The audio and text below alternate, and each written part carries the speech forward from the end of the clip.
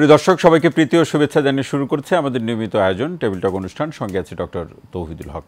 দর্শক, ছাত্র জনতার আন্দোলনের প্রেক্ষাপটে যে বৈষম্য বিরোধী যে আন্দোলন, সেই আন্দোলনের সূত্র ধরে রাষ্ট্র সংস্কারের যে লক্ষ্যে ছাত্র জনতার যে গণঅভ্যুত্থানের প্রেক্ষাপটে বিগত সরকারের যে অনিয়ম, দুর্নীতি এবং নানা কেন্দ্রিক যে বৈষম্য, সেই চিত্রগুলো প্রতিনিয়ত আমরা গণমাধ্যমে লক্ষ্য করছি। এবং 15 বছর ধরে গণতন্ত্রের যে বেহাল দশা সৃষ্টি হয়েছে এবং মানুষের ভোটাধিকারের প্রশ্নে মানুষের যে আবেদন কিংবা মানুষের অধিকার, ভোটাধিকার সহ অন্যান্য অধিকারগুলো যে কেড়ে নেওয়া হয়েছে, সেই বিষয়গুলোতে এখন নানা কেন্দ্রিক আইনগত ব্যবস্থা এবং মানুষের যে বক্তব্য, সেটি মানুষ নিজের মতো করে তার কথা বলতে পারছে কোনো ধরনের ভয় ছাড়াই। এই আলোচনার সাথে এটি একটু যোগ করতে চাই যে আজকে বাংলাদেশ জাতীয়তাবাদী দল, দলটি সংক্ষেপে বিএনপি নামে পরিচিত সকলের কাছে, তার ৪৬তম প্রতিষ্ঠা বার্ষিকী। এবং এই প্রতিষ্ঠা বার্ষিকীতে বিএনপির পক্ষ থেকে শহীদ জিয়াউর রহমানের বাংলাদেশের প্রেক্ষাপটে তার যে অবদান, বহুদলীয় গণতন্ত্র প্রবর্তন, মুক্তবাজার অর্থনীতি সহ বাংলাদেশকে একটি আধুনিক বাংলাদেশের মর্যাদায় রূপান্তর করার লক্ষ্যে এই রাষ্ট্র সংস্কারের সূত্র ধরে বিএনপির যে ভাবনা, শহীদ জিয়াউর রহমানের যে ভাবনা, সেই ভাবনাকে বাস্তবায়নের অঙ্গীকার ব্যক্ত করেছে দলটি। পাশাপাশি জনাব তারেক রহমানের যে বক্তব্য, সেই বক্তব্যের মূল কথা হলো যে মানুষের মন জয় করে, মানুষের সাথে একটা সৌহার্দ্যপূর্ণ সম্পর্ক তৈরি করেই রাজনীতির যে প্রেক্ষাপট বা রাজনীতির সূচনা এবং রাজনৈতিক কর্মকাণ্ডগুলোকে ঢেলে সাজাতে হবে। এবং এর সাথে গতকালকে বর্তমান সরকারের, অন্তর্বর্তীকালীন সরকারের সম্মানিত প্রধান উপদেষ্টার সাথে বেশ কয়েকটি রাজনৈতিক দলের আগামী নির্বাচন এবং রাজনৈতিক যে পরিমণ্ডল, সেই বিষয়গুলো নিয়ে আলাপ হয়েছে। এবং সেক্ষেত্রে রাজনৈতিক দলগুলো যার যার মতো করে বিভিন্ন ধরনের প্রস্তাব তারা রেখেছেন। সব কিছুকে মিলিয়ে আজকের আলোচনাটি করতে চাই। তারই প্রেক্ষাপটে আলোচনার শিরোনাম জাতীয়তাবাদ ও বাংলাদেশ। দুজন সম্মানিত আলোচক এ বিষয়ে আলোচনা করার জন্য স্টুডিওতে উপস্থিত আছেন। আসুন তাদের সাথে আপনাদের পরিচয় করে দিই। আমার ডান দিকে আছেন বিএনপির সম্মানিত ভাইস চেয়ারম্যান শামসুজ্জামান দুদু, এবং সর্বডানে আছেন জাতীয় প্রেস ক্লাবের সাবেক সভাপতি এবং সিনিয়র সাংবাদিক কামাল উদ্দিন সবুজ। আপনাদের দুইজনকে অনুষ্ঠানে স্বাগত জানাচ্ছি। শুরুতে শামসুজ্জামান দুদু, আপনার কাছে আসতে চাই। বিএনপির ৪৬তম প্রতিষ্ঠা বার্ষিকী, পাশাপাশি ছাত্র জনতার গণঅভ্যুত্থান এবং রাষ্ট্র সংস্কারের লক্ষ্যকে কেন্দ্র করে এই বৈষম্য বিরোধী আন্দোলন, কিভাবে এই বিএনপির যে লক্ষ্য কিংবা তাদের যে রাজনৈতিক পরিমণ্ডল কিংবা রাজনৈতিক যে প্ল্যাটফর্ম, সেটাকে বাস্তবায়নের প্রেক্ষাপটে কিভাবে বিএনপি ভূমিকা রাখবে? আপনাকে ধন্যবাদ। আমার সহযোগী আলোচক সবুজ ভাই, মানে সংক্ষেপে বললে একটা দিকপাল সাংবাদিক, জাতীয় প্রেস ক্লাবে তিনি সাধারণ সম্পাদক, সভাপতি, একাধিকবার, তাকে শুভেচ্ছা। আর যারা অনুষ্ঠান দেখছেন তাদেরকে অভিনন্দন। আমি আজকে বিএনপির অর্ধ শতাব্দীর কাছাকাছি, প্রায় 50 বছরের কাছাকাছি একটা রাজনৈতিক দল তার সাফল্যের সঙ্গে, গৌরবের সঙ্গে যে সময় অতিবাহিত করেছে, গৌরব সাফল্যর মধ্যে কিছু বেদনার হয়তো ঘটনা আছে। যেমন আমাদের প্রতিষ্ঠাতা শহীদ জিয়া, যার প্রতি আমি শ্রদ্ধা শুধু জানাই না, কৃতজ্ঞতা জানাই, তিনি স্বাধীনতার ঘোষকও ছিলেন। তিনি রণাঙ্গনের বীর যোদ্ধা এবং সফলভাবে স্বাধীনতা যুদ্ধের মধ্যে দিয়ে বাংলাদেশ প্রতিষ্ঠায় তিনি ভূমিকা রেখেছিলেন। আমি আজকে স্মরণ করতে পারি দেশনেত্রী বেগম খালেদা জিয়াকে, যিনি একেবারেই তার রাজনীতিতে আসার কথা ছিল না, কিন্তু হঠাৎ করে শহীদ জিয়াকে যখন আত্মহতি দিতে হয়, শহীদ হন, তখন বাংলাদেশের রাজনীতির খুব টালমাটাল। এবং এমনকি বিএনপি প্রতিষ্ঠিত রাজনৈতিক দল হওয়া সত্ত্বেও বিএনপির মধ্যে আভ্যন্তরীণ কিছু ঘটনার প্রেক্ষিতে তাকেই কিন্তু দায়িত্ব নিতে হয়। এবং শুধু দায়িত্ব নেওয়া না, একেবারে 9টি বছর তিনি আন্দোলন সংগ্রামের মধ্য দিয়ে এই দেশে সামরিক স্বৈরতন্ত্রের পতন ঘটান 90-এর গণঅভ্যুত্থানের মধ্য দিয়ে। এই যে খুব নিকট ভবিষ্যতে তিনি মুক্তি পেয়েছেন বটে, কিন্তু 6টি বছর তিনি শুধু কারা অন্তরীণ ছিলেন না। আমরা বাঙালি জাতি খুব গৌরবময় জাতি, নো ডাউট, এবং খুব মেধাবী জাতি। সেই জাতির যিনি প্রধানমন্ত্রীর দাবিদার ছিলেন, অথচ যিনি গণতন্ত্রের মূর্ত প্রতীক, মাদার অফ ডেমোক্রেসি বলা হয় যাকে, তাকে 6টি বছর কোনো চিকিৎসা নিতে দেওয়া হয়নি। এরকম একটি ঘটনার আমরা মুখোমুখি হয়েছি। যেমন তারেক রহমান, আপনার 17 থেকে 18টি বছর এ দেশে আসতে পারেননি।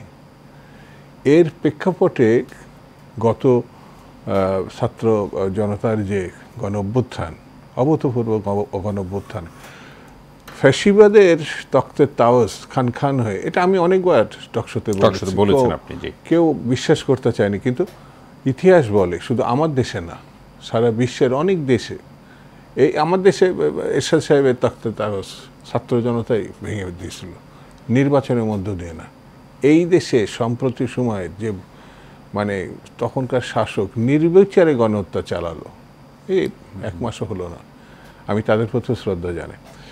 বিএনপির প্রতিষ্ঠা হচ্ছে এই দেশের জাতীয়তাবাদী রাজনীতির মানে অনন্য একটি ঘটনা। আওয়ামী লীগ বাঙালি জাতীয়তাবাদের কথা বলে, বাংলাদেশি জাতীয়তাবাদের কথা বলে বিএনপি। জি, এইটি যদি না বোঝা যায় তাহলে ঠিক বাংলাদেশকে বোঝা যাবে না। কারণ বাঙালিত্বর অর্ধেক কিন্তু আমাদের পার্শ্ববর্তী দেশে আছে। ঠিক হিন্দু বা মুসলিম ধর্ম দিয়ে বিশ্লেষণ করা যাবে না। এখানে সার্বভৌমত্বের একটি প্রশ্ন, অনেকগুলো ঘটনা আছে জাতীয়তাবাদের, অনেকগুলো ঘটনার মধ্যে একটি হচ্ছে আমার দেশ কেন্দ্রিক বাংলাদেশ, আমরা বাংলাদেশি। তো এই বাংলাদেশিটা আমি ভুলে যাব যখন আমি শুধুমাত্র বাঙালি জাতিত্ববোধ, এখানে জাতি গোষ্ঠী কিন্তু পার্বত্য অঞ্চলের দিকে যদি তাকান আপনি, এরা বাঙালির অংশ বলা ঠিক হবে না। সংকটটা কিন্তু ওই সময় শুরু হয়েছিল পার্বত্য অঞ্চলে, যখন শেখ মুজিব সাহেব বলেছিলেন তোরা বাঙালি হয়ে যা। পাকিস্তানরা যদি বলতো যে তোরা পাঞ্জাবি হয়ে যা বাঙালিদেরকে, এটা কি সম্ভব ছিল নাকি? কোনো কালে এটা হয় না। তো সেই কারণে আমি বলবো যে বাংলাদেশি প্রেক্ষাপটে সমস্ত ছোট বড় যে জাতির সত্তা নিয়ে এই দেশে বাস করে, বাঙালি একেবারে সর্ববৃহৎ জাতিগোষ্ঠী, শুধু তার বাইরে যারা আছে তাদেরকে নিয়েই বাংলাদেশি জাতীয়তাবাদ সমগ্র। শহীদকে আপনি কোন দিক থেকে আপনি আলোচনা করবেন? এই দেশে গণতন্ত্র তিনি পূর্ণ প্রতিষ্ঠাতা, যেমন যুদ্ধ করেছেন গণতন্ত্র স্বাধীনতা মানুষের অধিকার নিয়ে 71 সালে, ঠিক তেমনি 75 পরবর্তী সময় তিনি যখন রাষ্ট্র ক্ষমতায় পেয়েছিলেন, সেই রাষ্ট্র ক্ষমতায় কিন্তু এই যে আমার বড় ভাই এখানে আছেন, সবুজ ভাই আছেন, সাংবাদিকদের একসময় পত্রিকা বন্ধ না, তাদের যে নিপীড়নের মুখে তৎকালীন সরকার শেখ মুজিব সাহেব ফেলেছিলেন, সকল পত্রিকা বন্ধ, 4টি ছিল। তখন সাংবাদিকরা প্রতিবাদ স্বরূপ তারা সেদিন তাদের কলম কেড়ে নেওয়া হয়েছিল। তখন তারা জুতো পালিশের যে ঘটনা, সেটা একটা প্রতিবাদ স্বরূপ তারা এটা মানে এই দক্ষিণ পূর্ব এশিয়াতে এই ধরনের প্রতিবাদ ছিল না, কিন্তু শেখ সাহেব এই রকম একটি অবস্থায় ফেলে দিয়েছিল। তো সেই কারণে আমি বলবো যে বাংলাদেশের আজকে 1 সেপ্টেম্বর, এই 1 সেপ্টেম্বর বাংলাদেশি জাতীয়তাবাদ যে আলোচনায় করি না কেন, বাংলাদেশ জাতীয়তাবাদী দলকে বাদ দিয়ে আলোচনা সম্পূর্ণ হবে না। অসংখ্য ধন্যবাদ শামসুজ্জামান দুদু ভাই। আরও আলোচনা শুনবো। কামালউদ্দিন সবুজ ভাই আসতে চাই, যেটি শামসুজ্জামান দুদু ভাই প্রথম পর্বের আলোচনায় খুব সংক্ষেপে গুরুত্বপূর্ণ বিষয়গুলো উল্লেখ করেই বিগত 15 বছরে যে হামলা মামলা নির্যাতনের শিকার হয়েছে, পাশাপাশি এই বাংলাদেশি জাতীয়তাবাদের যে প্রেক্ষাপট, গুরুত্বপূর্ণ বিষয়গুলো তিনি বলছিলেন।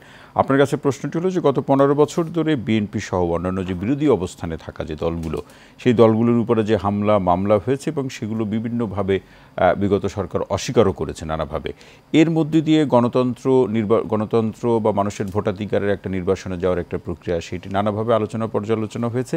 সেই পর্যালোচনা থেকে আমরা এখন রাষ্ট্র সংস্কারের সূত্র ধরে আবার নতুন বাংলাদেশের যে উদয়, সেই বাংলাদেশের যে চলমান যে প্রক্রিয়া, কিভাবে বিশ্লেষণ করবেন?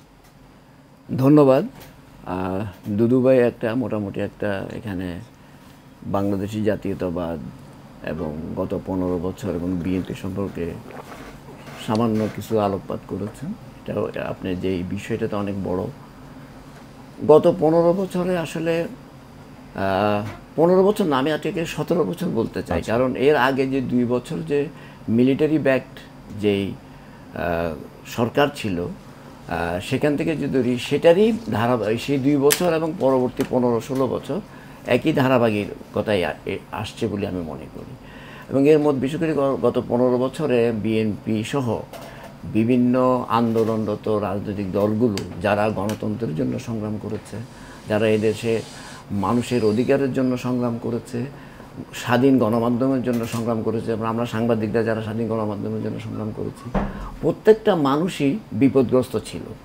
এবং আপনারা এটা সবাই জানেন, এটা নতুন করে বলার কিছু নেই, যে বাংলাদেশ জাতীয়তাবাদী দলের মতো এত বড় একটি দল, তাদেরকে যে 17 বছর যে নিষ্পেষণের মধ্যে ফেলে দেওয়া হয়েছে, যে মানুষ এত গুম করা হয়েছে, হত্যা করা হয়েছে, তাদেরকে এক একজনের বিরুদ্ধে, লক্ষ লক্ষ নেতাকর্মীর বিরুদ্ধে যে শত শত মামলা দেওয়া হয়েছে, এখনও অনেকে জেলে আছে, কিছু এর মধ্যে ছাড়া পেয়েছেন।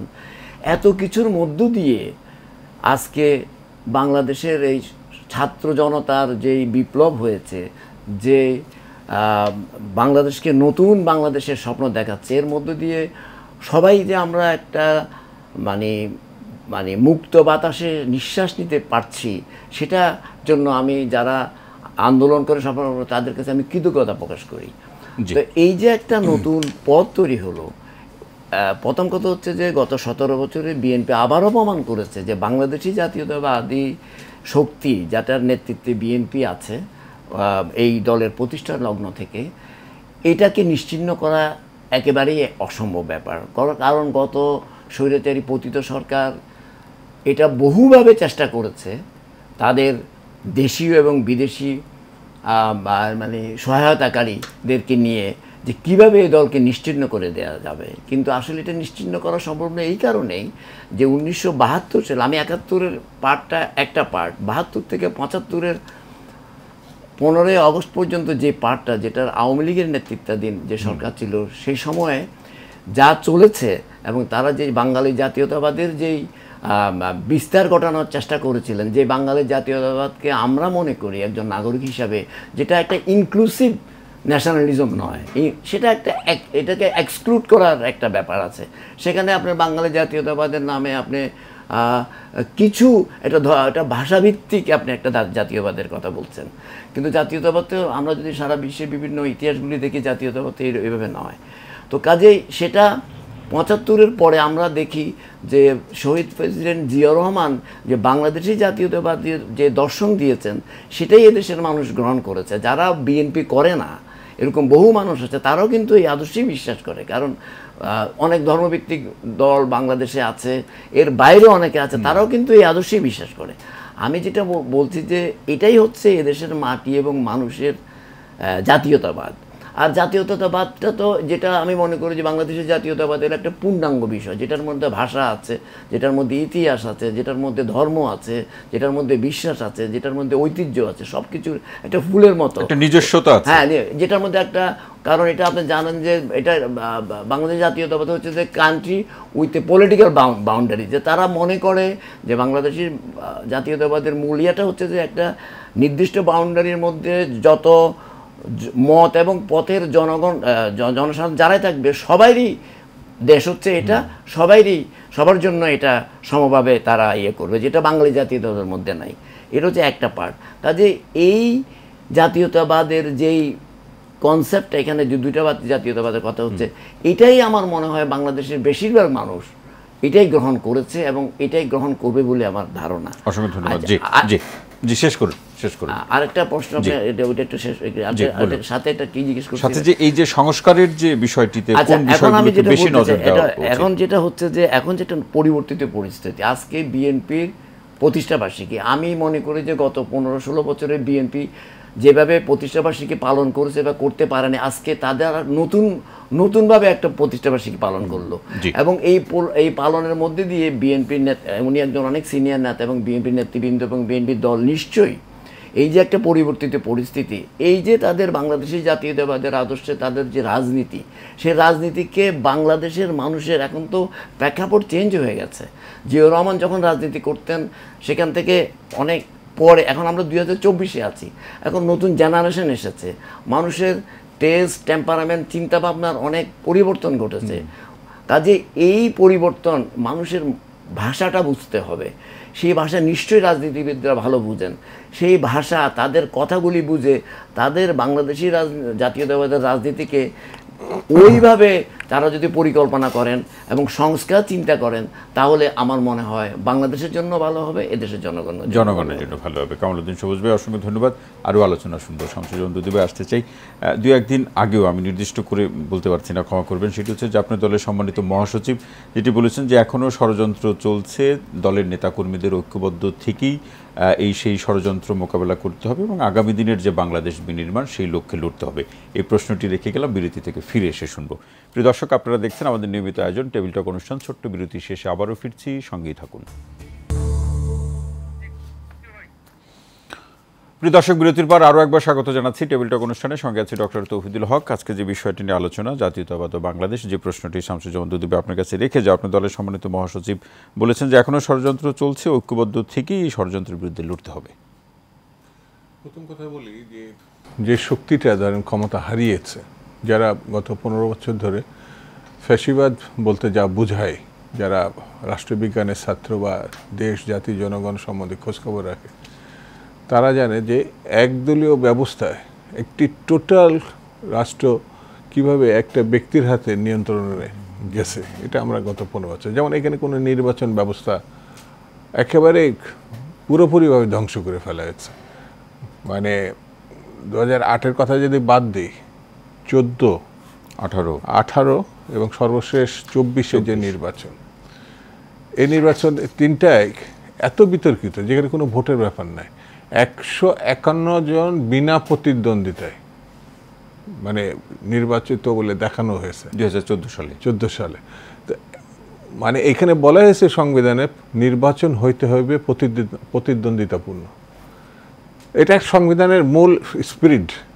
অথচ প্রতিদ্বন্দ্বিতা তো যায়, এটা অনির্বাচিত, রাষ্ট্রীয়ভাবে ঘোষণা করা হচ্ছে, এটা নির্বাচন কমিশনের পক্ষ থেকে ঘোষণা করা হচ্ছে। কত রকম অসঙ্গতি আপনার, মানে ভাবা যায় না কোনো বিশ্বে অনির্বাচিত কি বলে তারা ভোটারই মুখোমুখি হয়নি, তারা সরকার প্রধান হয়ে গেল এবং সরকার গঠন করে ফেললো 14 সালে।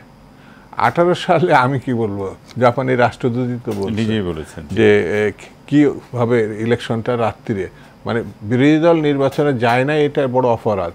তো সেবার গিয়ে পরীক্ষা করতে, মানে সর্বক্ষেত্রে সংবাদ মাধ্যম, ইলেকট্রনিক্স মাধ্যম, সব সোশ্যাল মাধ্যম তারা এমনভাবে প্রচার করছে যে বিএনপি নির্বাচন বয়কট করছে দেশটাকে ধ্বংস করার জন্য। নির্বাচন হয়তো, কিন্তু 18 সালের নির্বাচনে যাওয়ার পরে দেখা গেল, শুধু বিএনপি না, সকল বিরোধী দলে যাওয়ার পরে দেখা গেল এই নির্বাচন মধ্যরাত্রি শেষ। আপনাদের প্রার্থীদের মধ্যে 50 জন নানাভাবে হামলার শিকার হয়েছিল।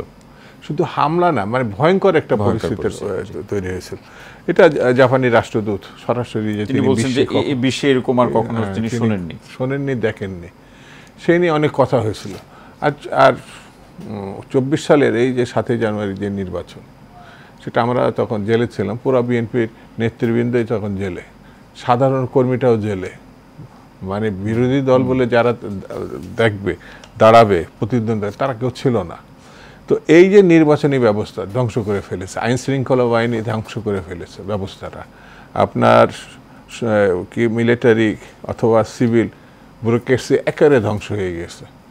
আপনার মিলিটারি কথা যদি বাদও দিই, মানে আলোচনাটা যে নাও আনি, তার সম্বন্ধে এসব কথাবার্তা সেটা তাদের পক্ষে যায় না, ভালোভাবে যায় না। আপনার ব্যাংক ব্যবস্থা টোটালি একেবারে শেষ, প্রায় 20, এটা রাশেদ খান মেনন সাহেব তাদের মন্ত্রী ছিলেন, সে এখন জেলে গেছে, সে নিজেই বলেছে 14 থেকে 16 লক্ষ হাজার কোটি টাকা পাচার করছে, মানে তাদেরই একজন লোক, তাই তো। তো আমার কাছে যেটা মনে হয়েছে, আর এমন কোনো সাধারণ কর্মী নাই যাকে আর্মসের লাইসেন্স দেওয়া হয় নাই, মানে ছাত্রলীগ সাধারণ একটা কর্মীকে, এবং সেই অস্ত্র কিন্তু এখনও তারা, মানে বর্তমান সরকার ক্লোজ করতে পারে না, একটা টাকাও অন্য জায়গা থেকে মানে ফেরত আনতে পারে না। তো এই যে এদের হাতে এই সব থাকা অবস্থায় পার্শ্ববর্তী একটি দেশ একটা অপরাধীকে আশ্রয় শুধু দেয় নাই, তার সপক্ষে কি মানে রক্ষা করার জন্য কি করা যায় সবগুলো করছে। মানে মুখোশটা হচ্ছে গণতন্ত্রের, কিন্তু বিহেভটা বাংলাদেশের জন্য যে এতদিন শুনে আসছে স্বাধীনতা সার্বভৌমত্ব রক্ষা করার জন্য সে আমার পরম বন্ধু, কিন্তু এখন যে জায়গাটা এসে দাঁড়িয়েছে, এই তিনটা যে নির্বাচনের কথা বললাম, তিনটার আগে যে নির্বাচন, প্রণববাবু তাদের একসময় রাষ্ট্রপতি, সে তার বই সব লিখে গেছে যে সেই সময় ওই মঈন সাহেব এবং ফখরুদ্দিন সাহেব 8 সালের কি কি ঘটনা সব তিনি লিখে গেছেন, তার বইতে সেই সব প্রমাণগুলো আছে। যে এই সব উদ্যোক্তা হচ্ছে আমাদের গণতন্ত্র বিরোধী যে শক্তি ক্রমান্বয়ে আমাদের। আমি ধন্যবাদ জানাই এই সরকারের পররাষ্ট্র যে উপদেষ্টা তিনি তৈয়দ সাহেব, তিনি স্পষ্ট করে বলেছেন যে সরকার তাকে ফেরত আনার উদ্যোগ নিতে পারে। তো আমি মনে করি ভারতের যদি আমাদের বন্ধু হয়ে থাকে, ভারত পার্শ্ববর্তী দেশ, তাহলে তার প্রথম পদক্ষেপ হওয়া উচিত একজন অপরাধীকে বাংলাদেশে আইন শৃঙ্খলা প্রতিষ্ঠা, অর্থনীতি ব্যবস্থা ফিরিয়ে আনা, আপনি যে কোনো দিকে যেতে হাত দেন দেখবেন সবগুলো যদি সুপ্রতিষ্ঠিত করতে হয়। আপনি দেখেন এই যে আমাদের সবুজ ভাই এখানে বসে আছে, আমাদের দীর্ঘ ঐতিহ্য আছে সাংবাদিকতা জগতে। এই প্রেস ক্লাবকে ঘিরে এই দেশের গণতান্ত্রিক আন্দোলনের সুদীর্ঘ একটা ছবি আছে, সেই ব্যবস্থাটাও তারা ধ্বংস করে ফেলেছে। একেবারে ভিন্ন মতের কোনো জায়গা ছিল না, জায়গা রাখেনি, কোনো লেখা যাবে না, বলা যাবে না, মানে কোনো জায়গা ছিল না। তার মধ্যে কিভাবে 17 বছর 15 বছর দেশটা এগিয়ে গেছে। এই যে যেমন আপনি দেখেন না, গণতন্ত্রের কথা বলার জন্যে বিএনপি এবং বিরোধী দলের 60 লক্ষ মানে যারা আসামি 60 লক্ষ, আর 2.5 লক্ষ মামলা স্টিল এখনো আছে। বেগম খালেদা জিয়ার নামে 250 মামলা আছে, মহাসচিবের নামে ওই রকম 200-র ঊর্ধ্বে মামলা আছে। এমন একটা নেতা এবং কর্মী নাই বিএনপি যার নামে মামলা নেই, যারা এই গণতন্ত্রের সপক্ষে আন্দোলন করার কারণে তাদের মামলা হয়নি। রাষ্ট্রদ্রোহী মামলা থেকে এই যে আব্দুল সালাম পিন্টু সাহেব এখনো জেলে, সাবেক উপমন্ত্রী, সে আজীবন, আমি তার সঙ্গে ছাত্র রাজনীতি করছি, আজীবন সে গণতন্ত্রের সপক্ষের একজন কর্মী। তাকে একটা মিথ্যা মামলা, জাস্ট সে ফাঁসির দিন গুনছে, এখনো বেরোতে পারে। এরকম অসংখ্য নেতা কর্মী এখনো জেলে আছে। সেই জন্য আমি মনে করি যে এই যেমন স্বাধীনতা পরপর উনি কিছুটা বলেছেন, 40,000 বিরোধী দল নেতা কর্মীকে হত্যা করা হয়েছে এই দেশে। রক্ষী বাহিনী একটা বিশেষ বাহিনী গঠন করে দুর্ভিক্ষর মাধ্যমে, ওই যে 3 বছরের 3.5 বছর শাসনকালে লক্ষ লক্ষ মানুষ না খেয়ে মারা গেছে। আমি সেই সময়ের ঘটনা আর এই সময়ের কেন আমি আনছি, যে পিতা কন্যা ওই সময়ের ঘটনাতে একটু এড়িয়ে গিয়ে ভালো কিছু করার উদ্যোগ নিতে পারছে, সেটা কিন্তু এদেশে হয় না। শামসুল ভাই আরও আলোচনা শুনবো। কামালউদ্দিন সবুজ ভাই আসতে চাই, যেটি আমাদের নির্বাচনী ব্যবস্থা, যেটি একেবারে নির্বাসন বলি বা আরও যে শব্দই ব্যবহার করি না কেন, ভঙ্গুর একটা অবস্থা তৈরি হয়েছে। 2014 এবং 18 এবং 24 নির্বাচনের প্রসঙ্গ ধরে দুদু ভাই বলছিলেন যে কিভাবে অগণতান্ত্রিক ব্যবস্থাগুলো বা প্রক্রিয়ার মধ্য দিয়ে জোর করে শাসন ব্যবস্থা টিকে রাখা। তো সেই জায়গায় নির্বাচন ব্যবস্থার পুনরুদ্ধারের প্রশ্নে, নির্বাচন হবে যেটি একটা সাংবিধানিক অঙ্গীকারের, প্রতিদ্বন্দ্বিতা প্রতিযোগিতাপূর্ণ, এটা পুনরুদ্ধারের প্রশ্নে যে সংস্কারগুলোতে হাত দেওয়া প্রয়োজন বা যে সংস্কারগুলো করা প্রয়োজন, সেটা আপনার দৃষ্টিতে কেমন বা আপনি কিভাবে দেখেন বিষয়গুলো? ধন্যবাদ। না, এখন যে অবস্থা বিরাজ করছে, মনে করেন বাংলাদেশ তো এখন একটা নতুন বাংলাদেশের স্বপ্ন দেখছে। এই যে 5ই অগাস্টে যেই ছাত্র জনতার নেতৃত্বে যে একটা বিপ্লব ঘটে গেল, এটা বাংলাদেশকে একটা নতুন সুযোগ তৈরি করে দিয়েছে। এবং আমি মনে করি বাংলাদেশের প্রতিটি মানুষ এই সুযোগটি গ্রহণ করা উচিত, যাতে নতুন করে আর ফেসিবাদের আবার পুনরুত্থান না হয়। ফেসিবাদ ছিল বলেই নির্বাচন ব্যবস্থা ধ্বংস হয়ে গেছে। শুধু নির্বাচন ব্যবস্থাই নয়, স্বাধীন মিডিয়া বলতে কোনো কিছু ছিল না, বিচার ব্যবস্থা ধ্বংস হয়ে গেছে। বাংলাদেশের প্রতিটি সাংবিধানিক এবং গণতান্ত্রিক প্রতিষ্ঠানকে সম্পূর্ণভাবে ধ্বংস করে দেওয়া হয়েছে। নির্বাচন কমিশন বলে কোনো কিছু নাই। তো নির্বাচন ব্যবস্থা ওনারা 2008-এর পরে ক্ষমতায় আসার পর থেকেই তারা একটি পার্শ্ববর্তী রাষ্ট্রের সহযোগিতায় এই যে তাদের এই যে গেম, এই যে প্ল্যান, বাংলাদেশের মানুষের বিরুদ্ধে যে তাদের যে অবস্থান, এবং এখানকার তাদের যে লোকাল এজেন্ট যারা এই গত 15 বছর যারা ছিলেন, তাদের টার্গেটে ছিল বাংলাদেশ যেন কখনোই আর মাথা উঁচু করে দাঁড়াতে না পারে।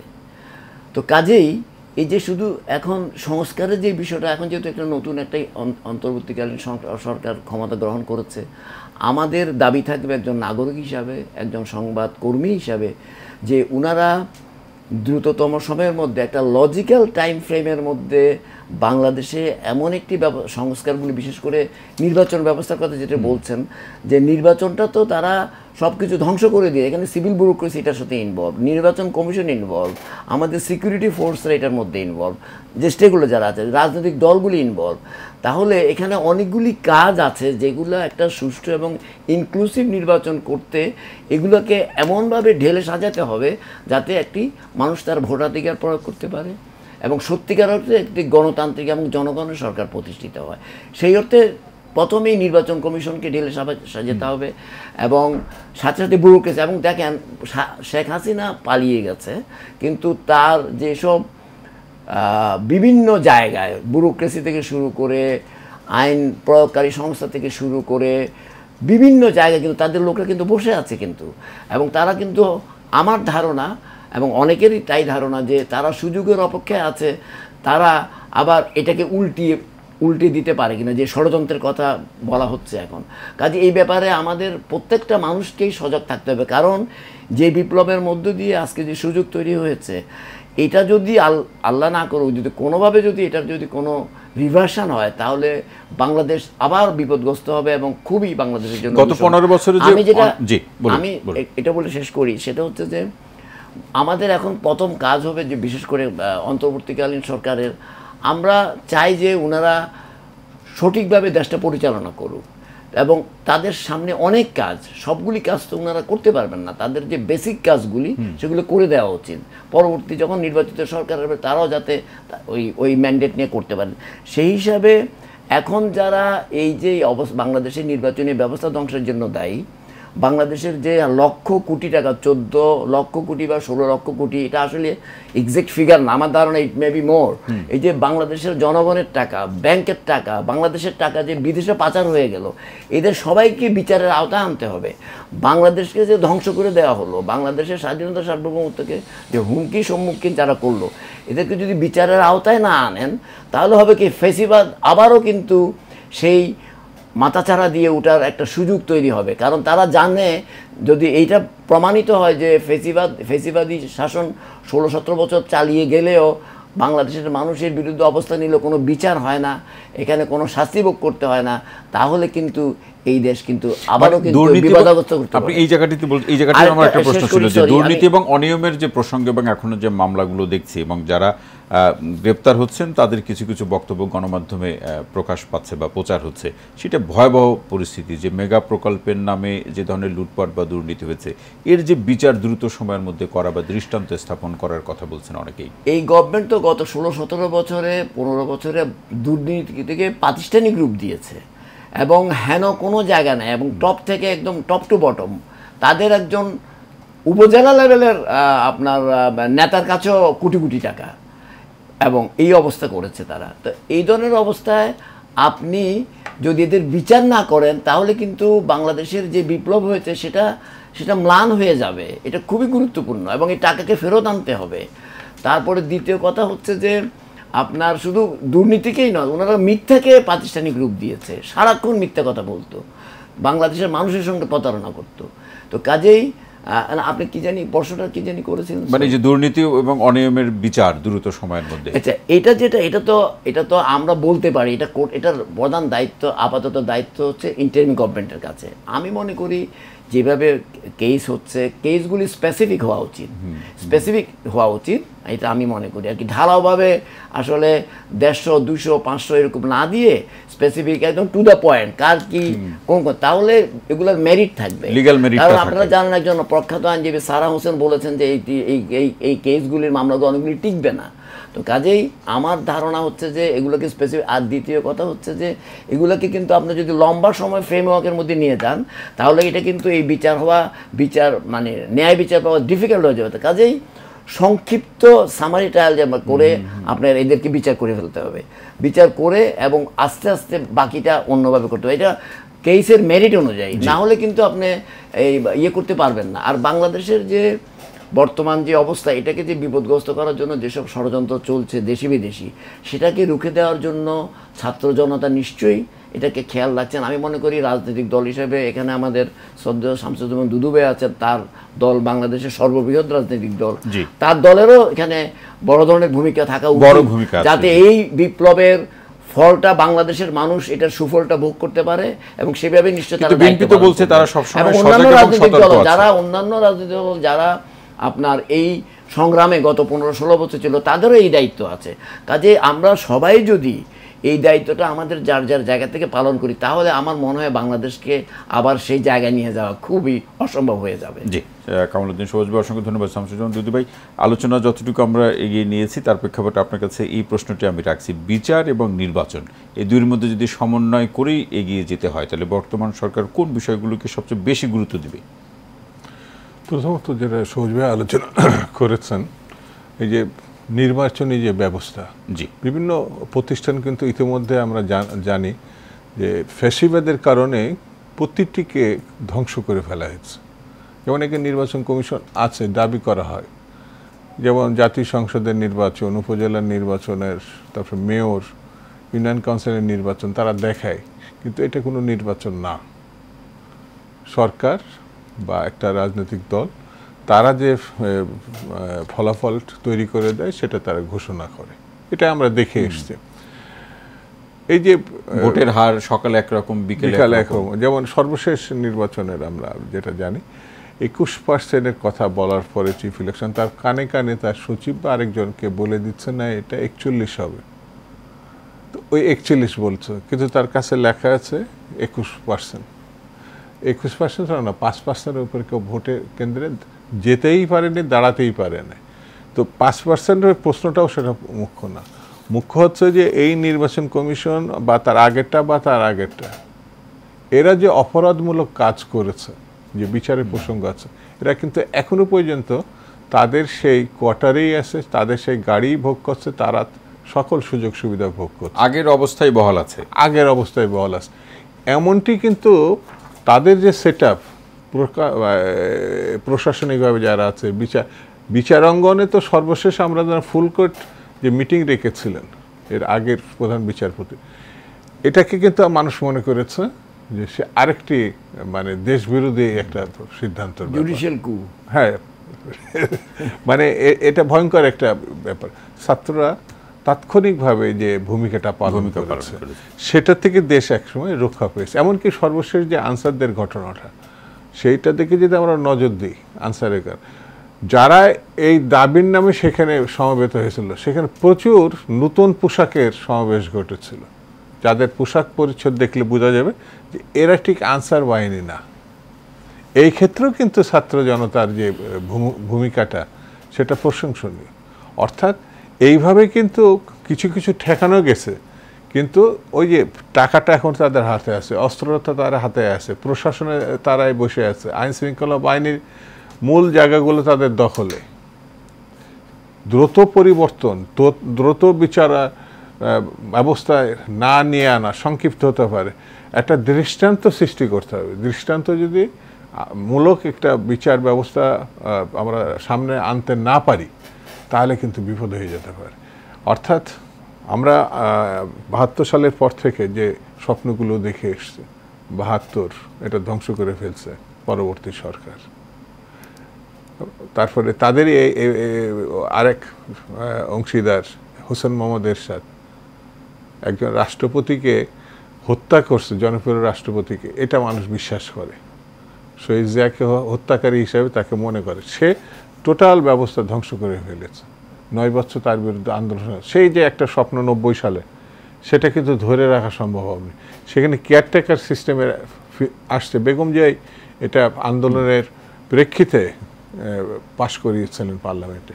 যারা আন্দোলন করেছেন পরবর্তীতে এই মানে হাসিনা ওয়াজেদ বা তার সঙ্গী সাথীরা, জামাত ইসলাম, জাতীয় পার্টি, মানে এই আন্দোলনটা সেই সময় কেয়ারটেকার করেছিলেন, কিন্তু তারা পূর্ণ ক্ষমতায় আসেন 25 বছর পরে 96 সালে, কিন্তু তারাই আবার কেয়ারটেকারটা বাতিল করে পরবর্তী সময় বাতিল করে। তো আমার কাছে মনে হয়েছে তড়িৎ ব্যবস্থা আমাদের সরকার, দেশের সরকার, ছাত্র জনতার সরকার, এই অন্তর্বর্তী সরকার এটা মনে করে, সবাই এই সরকারের প্রতি সমর্থন দিয়েছে। বিএনপি সহ ফ্যাসিবাদের যারা পূজারী তারা বাদে সবাই কিন্তু এই সরকারকে সমর্থন দিয়েছে, কিন্তু সরকারের কিছু সীমাবদ্ধতা আমরা জানি। কিন্তু মোটা দাগের কাজগুলো যেমন নির্বাচন ব্যবস্থা, এই জায়গায় তাদের হাত দিতেই হবে। যদিও আমাদের ডক্টর ইউনূস সাহেব ফান্ডামেন্টাল ওয়ার্ক বলেছে আমরা যতদূর দ্রুত সম্ভব একটা গ্রহণযোগ্য নির্বাচনের ব্যবস্থা এটা কিন্তু তিনি বলেছেন। সেই ক্ষেত্রে আমাদের মনে হয় যে সকল রাজনীতিবিদ, দল, পেশাজীবী যারাই আছে, দেশটাকে যারা ভালোবাসে এবং সার্বভৌমত্ব যারা রক্ষা করতে চায়, এই সরকারকে সহযোগিতার মধ্যে সামনে আপনার এগিয়ে যেতে হবে। কিন্তু কেউ কেউ যদি দীর্ঘসূত্রিতার প্রশ্নটা মাথায় আনে, মানে কোথায় গিয়ে ঠেকবে, এটা যদি আমার রোডম্যাপটা ঠিক মতো পরিষ্কার না থাকে, তাহলে একটু অস্বস্তি সৃষ্টি করবে, এটা আমার কাছে মনে হয়েছে। সেই কারণে যে এখনকার সরকার প্রধানের যে বক্তব্য, আমি খুব আশান্বিত যে ভালো কিছুর দিকে তারা এগোবে, ভালো কিছুর দিকেই তারা যাচ্ছে। শামসুজ্জামান দুদু ভাই, অসংখ্য ধন্যবাদ। একটা বিরতিতে যেতে হবে, কামালউদ্দিন সবুজ ভাই প্রশ্নটি রেখে যাই, যেটি শামসুজ্জামান দুদু ভাই তার আলোচনায় উঠেছেন। সর্বশেষ সচিবালয় আনসারদের দাবি দেওয়াকে কেন্দ্র করে যে চিত্র বা পরিস্থিতি আমরা লক্ষ্য করলাম, প্রশ্নটি আপনার কাছে থাকবে যে দাবি দেওয়ার নামে যারা একত্রিত হচ্ছে, তারা বলছে তারা বৈষম্যের শিকার হয়েছে, তারা নির্যাতনের শিকার হয়েছে, সেই দাবি তো থাকতেই পারে, কিন্তু বর্তমান সরকার তো তার কার্যক্রমের প্রেক্ষাপটে তাদের তো একটা স্থিতিশীল অবস্থাও প্রয়োজন। একেবারে শুরুর দিকে দাবি দেওয়ার কথা বলে নৈরাজ্য তৈরি করা, অস্থিরতা তৈরি করা, এই জায়গাতে সতর্ক এবং সজাগ থাকার কথা বলা হচ্ছে। সেই সতর্ক বা সজাগ থাকার সূত্র ধরে যদি কি করলে সতর্ক এবং সজাগের জায়গাগুলো আরও বেশি সোচ্চার থাকবে, আরও বেশি সক্রিয় থাকবে, সেই আলোচনাটি আপনার কাছ থেকে শুনবো, তবে বিরতির পর। প্রিয় দর্শক, আপনারা দেখছেন টেবিল টক অনুষ্ঠান। ছোট্ট বিরতি শেষে আবারও ফিরছি, সঙ্গেই থাকুন। প্রিয় দর্শক, বিরতির পর আরও একবার স্বাগত জানাচ্ছি টেবিল টক অনুষ্ঠানের সঙ্গে আছে ডক্টর তৌহিদুল হক। জাতীয়তাবাদ ও বাংলাদেশ, এই শিরোনামে আলোচনা। যে প্রশ্নটি কামালউদ্দিন সবুজ ভাই আপনার কাছে রেখে যাওয়া, যে যারা দাবি দেওয়া নিয়ে হাজির হচ্ছে তার পিছনে তারা বলছে বৈষম্যের শিকার হয়েছে, দীর্ঘদিন ধরে নানা ধরনের নির্যাতন নিপীড়নের শিকার হয়েছে, কিন্তু যারা দাবি দেওয়া নিয়ে হাজির হচ্ছে এর সাথে আবার ভিন্ন কোনো উদ্দেশ্য অথবা ভিন্ন কোনো প্রক্রিয়া আছে কিনা, যেটি আমরা সর্বশেষ সচিবালয় আনসারদের এই দাবি দেওয়া সূত্র ধরে আমরা যে চিত্র লক্ষ্য করলাম, সেক্ষেত্রে করণীয় কি, সতর্ক বা সজাগ থাকার ক্ষেত্রে কি কি ব্যবস্থাগুলো নেওয়া যেতে পারে বা সরকার নিতে পারে? আমি মনে করি, এবং আমি মনে করি আমার মতো অনেকেই মনে করেন, এবং এটা বিভিন্ন আলোচনায় বেরিয়েও আসছে, আনসারের যেই ঘটনাটা সেদিন সচিবালয়ে ঘটলো, এটা একটা পরিকল্পিত। এবং এর আগে এর একদিন না 2 দিন আগে সিলেটে আনসাররা একই ঘটনা করছিল, পরে এটা কেন্দ্রীয়ভাবে এখানে চলে আসছে। এবং আপনি দেখেন তারা সারাদিন সচিবালয়কে অবরোধ করে রাখলো, অথচ ভিতরে আমাদের সচিবরা এবং অন্যান্যরা বসে থাকলো। তারা যারা প্রশাসন চালায়, যারা প্রশাসন পরিচালনা করে, তারা ছাত্ররা এসে এদেরকে তাড়িয়ে না দেওয়া পর্যন্ত এটা কি প্রশাসনিকভাবে কোনো ব্যবস্থা নেওয়া উচিত ছিল না? ডেফিনেটলি ছিল। তারা কি সেই কাজটা করেছে? করে নাই। এই জন্যই করে নাই যে কারণ এখনও সচিবালয়ের ভিতরে যারা বড় বড় দায়িত্বে আছেন তারা পতিত সরকারেরই মানে সহযোগী, তারা পতিত সরকারের বেনিফিশিয়ারি। সেজন্য আমরা দেখলাম যে পরিস্থিতির অবনতির প্রেক্ষাপটে একসময় সেনাবাহিনী সেখানে ভূমিকা রাখতে। এটা কিন্তু আপনি যে কথাটা বলছেন এটা কিন্তু সন্ধ্যার পরে, রাতে শুরু হয়েছে, কিন্তু সারাদিনের কথা। সারাদিন কেন এরকম? এটা তো হতে পারে না। বাংলাদেশের প্রশাসনের প্রাণকেন্দ্রই হলো সচিবালয়। সেখানে সারাদিন যারা ঘেরাও করে রাখলো কিছু আনসার, নাম্বার যাই হোক কয়েক হাজার, কিন্তু তাদেরকে সরানো হলো না, তাদেরকে ভিতরে ঢুকতে দেওয়া হলো, তাদেরকে এভাবে বিশৃঙ্খলা সৃষ্টি করা যেত, এটা তো বোঝা যাচ্ছে পলিটিক্যালি মোটিভেটেড। এবং শুধু তাই নয়, পরে যখন সেনাবাহিনী এবং ছাত্ররা আসলো, তার ছাত্রদের তো এটা বারবার এই দায়িত্ব হতে পারে না যে বাংলাদেশের বিভিন্ন এই ধরনের বিভিন্ন ঘটনা ঘটবে, ছাত্ররা এসে, ছাত্রদের তো লেখাপড়া আছে। হ্যাঁ, এখন একটা বিশেষ পরিস্থিতিতে তারা হয়তো ভ্যানগার্ড হিসেবে কাজ করছে, আই অ্যাপ্রিসিয়েট, এখনও এগুলো খেয়াল রাখার দরকার আছে। কিন্তু যেহেতু এটা প্রমাণিত হয়, এখন পর্যন্ত আমাদের ইন্টারিম গভর্নমেন্ট হয়তো চেষ্টা করছে নিশ্চয়ই, তারা যে আইন শৃঙ্খলা রক্ষা বাহিনী এবং যাদের যে দায়িত্ব সেই দায়িত্বে তাদেরকে দায়িত্বের জায়গায় নিয়ে যেতে পারেনি। এটা একটা কারণ হচ্ছে যে এদেরকে দায়িত্বে নিয়ে যাওয়ার জন্য চেষ্টা করা খুব ভালো, কিন্তু আমি মনে করি এখানে বড় ধরনের রিফর্ম করতে হবে, কারণ এদের অনেকেই কিন্তু নানাভাবে বেনিফিশিয়ারি। এরা হয়তো এখন ঘাপটি মেরে থাকবে, পরে কোনো একটা সুযোগে তারা কিন্তু আবার কিন্তু ছবল দিতে পারে, তাদের এই ব্যাপারে ভেরি কেয়ারফুল। সেকেন্ডলি হচ্ছে যে অন্যান্য যেসব দাবি দাওয়া নিয়ে আমার, সেগুলোও কিন্তু পলিটিক্যালি মোটিভেটেড বলে আমি মনে করছি, বাংলাদেশের অস্থিরতা এবং বিশৃঙ্খলার সৃষ্টি করার জন্য কাজে। এবং আমাদের প্রধান উপদেষ্টা অলরেডি বলেছেন যে আপনারা যদি সবসময় এই ধরনের দাবি দাওয়া করতেই থাকেন তাহলে আমি কাজ করার সময়টা কখন পাবো। আর আরেকটা কথা যে বৈষম্য, গত 15 বছর ওনাদের বৈষম্যের এই দাবি দাওয়াগুলি কোথায় গিয়েছিল? এখন হঠাৎ করে 10 দিন 15 দিনও হয় নাই, একটা নতুন একটা বিপ্লবের মাধ্যমে একটা সরকার প্রতিষ্ঠিত হয়েছে জনগণের সহযোগিতায়। আপনি এখন সব দাবিগুলো এখন আপনি নিয়ে আসছেন, সেটার মধ্যে তো প্রমাণিত হয় যে এটার মধ্যে একটা মোটিভেটেড একটা বিষয়। এগুলো এখানে প্রশ্ন হলো যে যারা দাবি দেওয়া নিয়ে সচিবালয় অথবা সম্মানিত প্রধান উপদেষ্টার কাছে যাচ্ছেন, তাদের অনেকেই বলছেন যে এটা তাদের দীর্ঘদিনের দাবি দেওয়া, আসলে সেটা কতটা বিশ্বাসযোগ্য? না, এখানে এটা আবার লম্বা আলোচনা। মনে করেন একটা কথা অলরেডি উঠেছে যে আনসার বাহিনীর যেসব সদস্যদের কথা বলা হয়েছে তাদেরকে গত 15 বছরের মধ্যে তারা রিক্রুট, এবং সবগুলি পলিটিক্যালি মোটিভেটেড, এবং এরা একটা বিশেষ করে একটি জেলার অধিকাংশ আনসার এবং বাইরেও যারা আছে সবগুলি এবং পলিটিক্যালি রিক্রুট করা হয়েছে।